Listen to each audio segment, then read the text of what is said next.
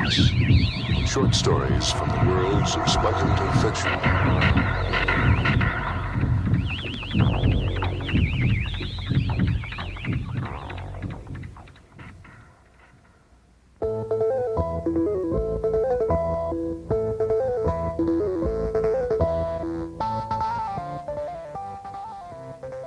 This MINDWEBS story is from the best from fantasy and science fiction. 12th series edited by Avram Davidson. It's a tale by Theodore L. Thomas titled Test. Robert Proctor was a good driver for so young a man. The turnpike curved gently ahead of him, lightly traveled on this cool morning in May. He felt relaxed and alert. 2 hours of driving had not yet produced the twinges of fatigue that appeared first in the muscles at the base of the neck. The sun was bright, but not glaring, and the air smelled fresh and clean. He breathed it deeply and blew it out noisily. It was a good day for driving. He glanced quickly at the slim, gray-haired woman sitting in the front seat with him. Her mouth was curved in a quiet smile. She watched the trees and the fields slip by on her side of the pike. Robert Proctor immediately looked back at the road. Enjoying it, Mom? Oh, yes, Robert. It's very pleasant to sit here. I was thinking of the driving I did for you when you were little. I wonder if you enjoyed that as much as I enjoy this. Oh, sure I did. His mother reached over and patted him gently on the arm and then turned back to the scenery. He listened to the smooth purr of the engine. Up ahead, he saw a great truck spouting a geyser of smoke as it sped along the turnpike. Behind it, not passing it, was a long blue convertible, content to drive in the wake of the truck.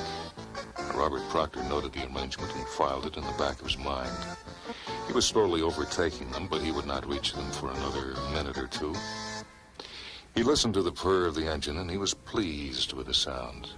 He had tuned that engine himself over the objections of the mechanic. The engine idled rough now, but it ran smoothly at high speed. You needed a special feel to do good work on engines, and Robert Proctor knew he had it.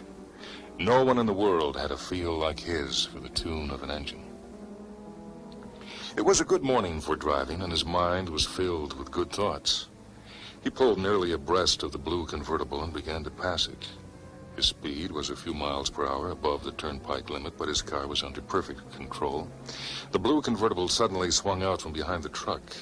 It swung out without warning and struck his car on the near right front fender, knocking his car to the shoulder on the left side of the turnpike lane. Robert Proctor was a good driver, too wise to slam on the brakes. He fought the steering wheel to hold the car on a straight path. The left wheel sank into the soft left shoulder, and the car tugged to pull to the left and cross the island and enter the lanes, carrying the cars heading in the opposite direction. He held it. Then the wheel struck a rock buried in the soft dirt, and the left front tire blew out. The car slewed, and it was then that his mother began to scream. The car turned sideways and skidded part of the way out into the other lanes. Robert Proctor fought against the steering wheel to straighten the car, but the drag of the blown tire was too much. The scream rang steadily in his ears, and even as he strained at the wheel, one part of his mind wondered coolly how a scream could so long be sustained without a breath. An oncoming car struck his radiator from the side and spun him viciously full into the left-hand lanes. He was flung into his mother's lap, and she was thrown against the right door. It held. With his left hand, he reached for the steering wheel and pulled himself erect against the force of the spin. He turned the wheel to the left and tried to stop the spin and careen out of the lanes of oncoming traffic. His mother was unable to right herself. She lay against the door, her cry rising and falling with the eccentric spin of the car. The car lost some of its momentum. During one of the spins, he twisted the wheel straight, and the car wobblingly stopped spinning and headed down the lane. Before Robert Proctor could turn it off the pike to safety, a car loomed ahead of him, bearing down on him. There was a man at the wheel of the other car, sitting rigid, unable to move, eyes wide and staring and filled with fright. Alongside the man was a girl, her head against the back of the seat, soft curls framing a lovely face, her eyes closed in easy sleep. It was not the fear in the man that reached into Robert Proctor. It was the trusting helplessness in the face of the sleeping girl. The two cars sped closer to each other, and Robert Proctor could not change the direction of his car. The driver of the other car remained frozen at the wheel. At the last moment, Robert Proctor sat motionless, staring into the face of the onrushing sleeping girl, his mother's cry still sounding in his ears. He heard no crash when the two cars collided head-on at a high rate of speed. He felt something push into his stomach, and the world began to go gray. Just before he lost consciousness, he heard the scream stop, and he knew then that he had been hearing a single short-lived scream that had only seemed to drag on and on. There came a painless wrench, and then darkness. Robert Proctor seemed to be at the bottom of a deep black well. There was a spot of faint light in the far distance, and he could hear the rumble of a distant voice. He tried to pull himself toward the light and the sound, but the effort was too great. He lay still and gathered himself and tried again. The light grew brighter and the voice louder. He tried harder again, and he drew closer. Then he opened his eyes full and looked at the man sitting in front of him. You all right, son? The man wore a blue uniform, and his round, beefy face was familiar. Robert Proctor tentatively moved his head and discovered he was seated in a reclining chair, unharmed, and able to move his arms and legs with no trouble. He looked around the room, and then he remembered. The man in the uniform saw the growing intelligence in his eyes. No harm done, son. You just took the last part of your driver's test. Robert Proctor focused his eyes on the man. And though he saw the man clearly, he seemed to see the faint face of the sleeping girl in front of him. The uniformed man continued to speak. We put you through an accident under hypnosis. Do it to everybody these days before they can get their driver's licenses. Makes better drivers of them, more careful drivers the rest of their lives. Remember it now? Coming in here and all? Robert Proctor nodded, thinking of the sleeping girl. She never would have awakened. She would have passed right from a sweet temporary sleep into the dark, heavy sleep of death. Nothing in between. His mother would have been bad enough. After all, she was pretty old. The sleeping girl was downright waste. The uniformed man was still speaking. So you're all set now. You pay me the $10 fee and sign this application, and we'll have your license in the mail in a day or two. He did not look up. Robert Proctor placed a $10 bill on the table in front of him, glanced over the application, and signed it. He looked up to find two white uniformed men standing one on each side of him, and he frowned in annoyance. He started to speak, but the uniformed man spoke first. Sorry, son, you failed. You're sick. You need treatment. The two men lifted Robert Proctor to his feet, and he said, Take your hands off me. What is this? The uniformed man said, Nobody should want to drive a car after going through what you just went through. It should take months before you can even think of driving again, but you're ready right now. Killing people doesn't bother you. We don't let your kind run around loose in society anymore. But don't you worry now, son. They'll take good care of you, and they'll fix you up. He nodded to the two men, and they began to march Robert Proctor out.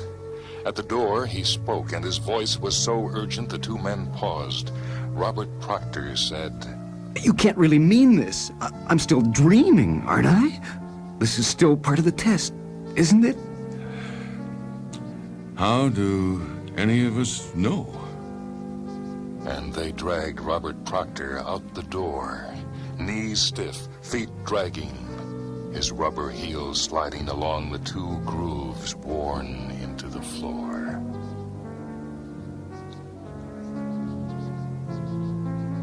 That story was titled Test, written by Theodore L. Thomas.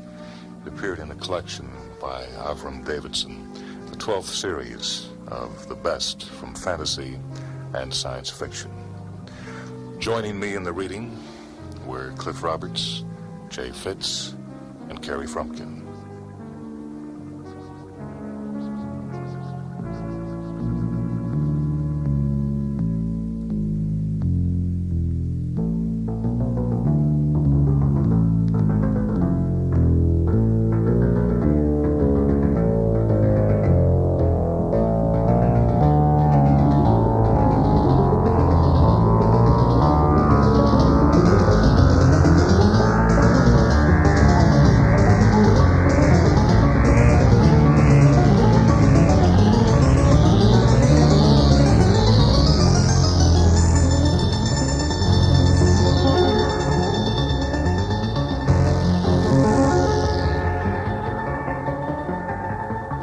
This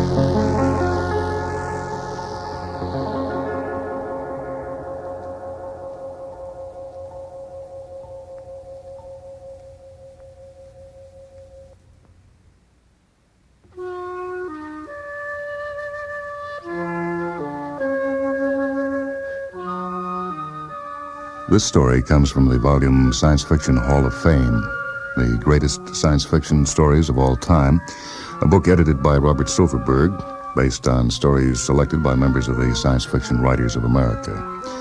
It's a tale that first appeared in 1953, Arthur C. Clarke's The 9 Billion Names of God. This is a highly unusual request. As far as I know, it's the first time anyone's been asked to supply a Tibetan monastery with an automatic sequence computer. I don't want to sound inquisitive, but, well, I should hardly have thought that your establishment had much use for such a machine. Could you explain just what you intend to do with it? Gladly, replied the Lama, readjusting his silk robes and carefully putting away the slide rule that he had been using for currency conversions. He went on to say, Dr. Wagner, your Mark V computer can carry out any routine mathematical operation involving up to 10 digits. However, for our work, we're interested in letters, not numbers. As we wish you to modify the output circuits, the machine will be printing words, not columns of figures. I don't quite understand. Well, this is a project on which we have been working for the last 3 centuries. Since the lamasery was founded, in fact. It is somewhat alien to your way of thought, so I hope you will listen with an open mind while I explain it. Oh, naturally. It is really quite simple. We have been compiling a list which shall contain all the possible names of God. I beg your pardon? We have reason to believe that all such names can be written with not more than 9 letters in an alphabet that we have devised. And you have been doing this for 3 centuries? Yes, we expected it would take us about 15,000 years to complete the task.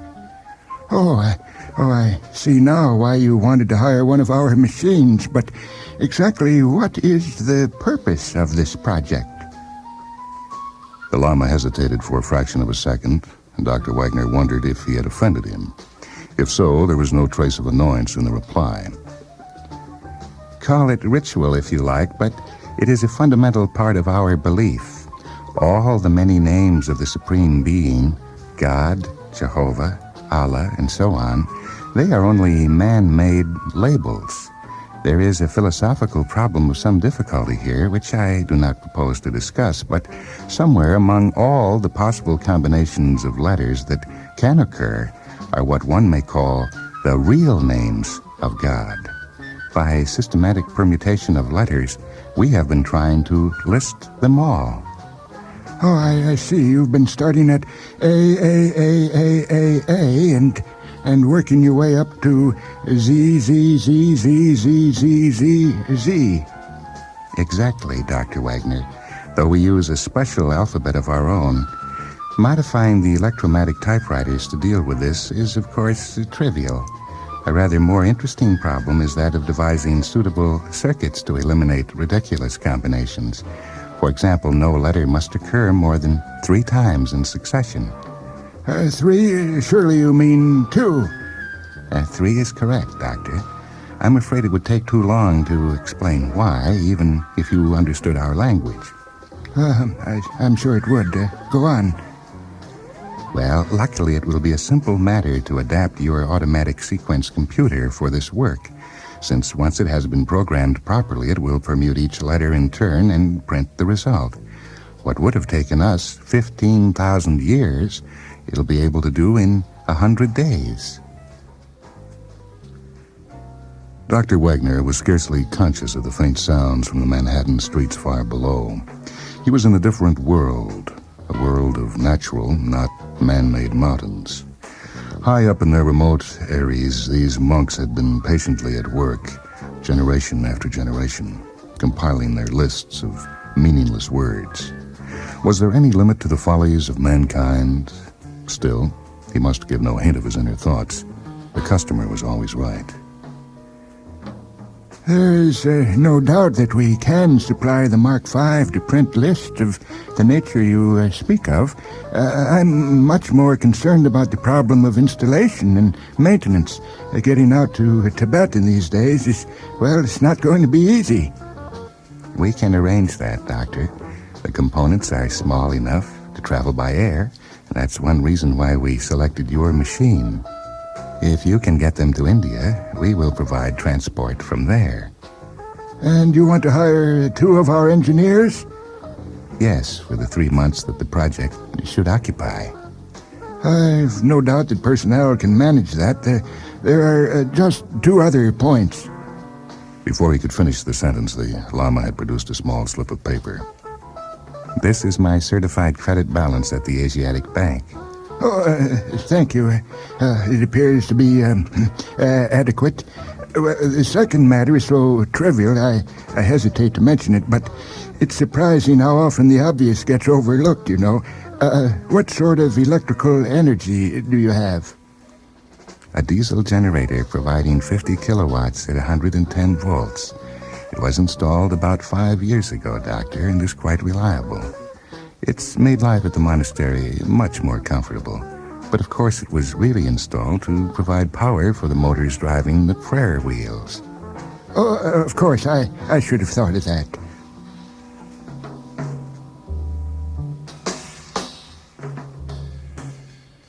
The view from the parapet was vertiginous, but in time one gets used to anything. After 3 months, George Henley was not impressed by the 2,000-foot swoop into the abyss or the remote checkerboard of fields in the valley below. He was leaning against the wind-smoothed stones and staring morosely at the distant mountains whose names he had never bothered to discover. This, thought George, was the craziest thing that had ever happened to him. Project Shangri-La, some wit back at the labs had christened it. For weeks now, the Mark V had been churning out acres of sheets covered with gibberish. Patiently, inexorably, the computer had been rearranging letters in all their possible combinations, exhausting each class before going on to the next. As the sheets had emerged from the electromatic typewriters, the monks had carefully cut them up and pasted them into enormous books. In another week, heaven be praised, they would have finished. Just what obscure calculations had convinced the monks that they needn't bother to go on to words of 10, 20, or 100 letters, well, George didn't know. Some of his recurring nightmares consisted of, well, there might be some change of plan, and that the High Lama, whom they'd naturally called Sam Jaffe, though he didn't look like him a bit, would suddenly announce that the project would be extended to approximately AD 2060. They were quite capable of it.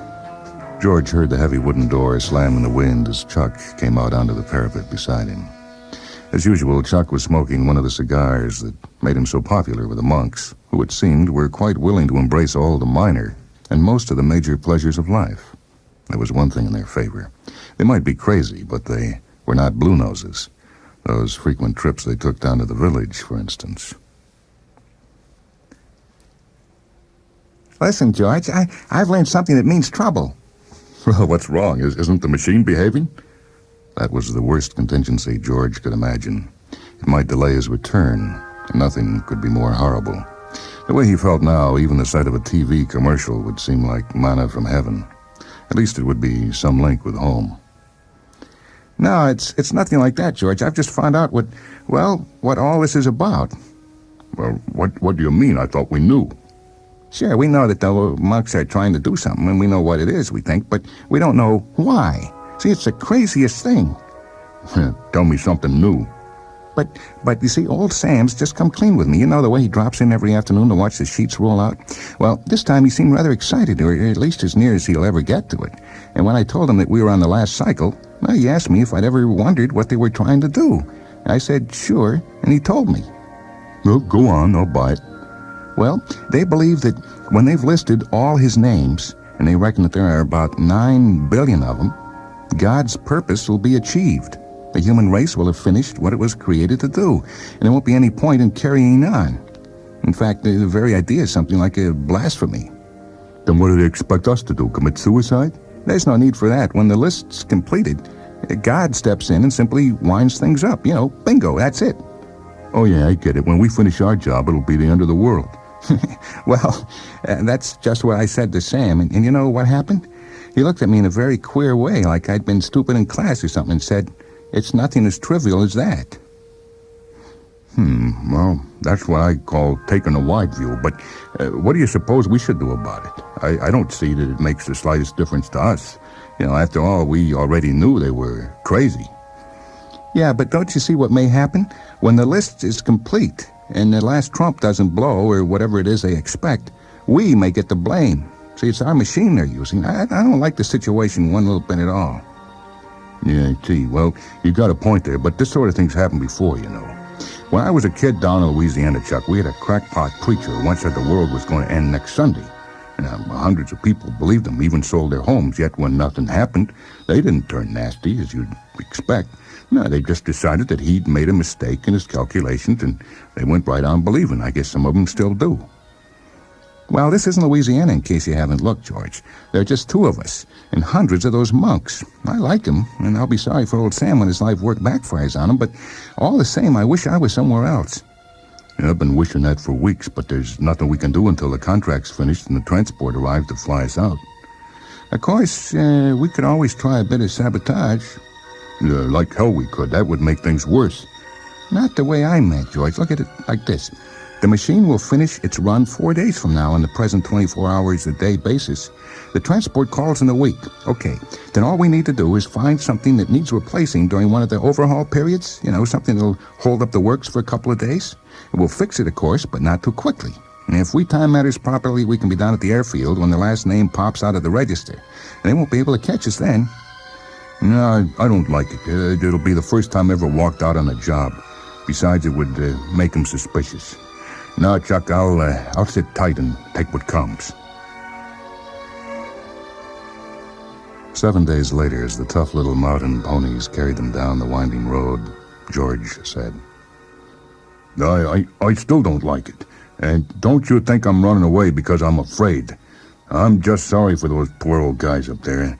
I don't want to be around when they find what suckers they've been. I wonder how Sam will take it. It's funny, but when I said goodbye, I got the idea he knew we were walking out on him, and that he didn't really care because he knew the machine was running smoothly and that the job would soon be completed. After that, well, of course, for him, there just isn't any after that.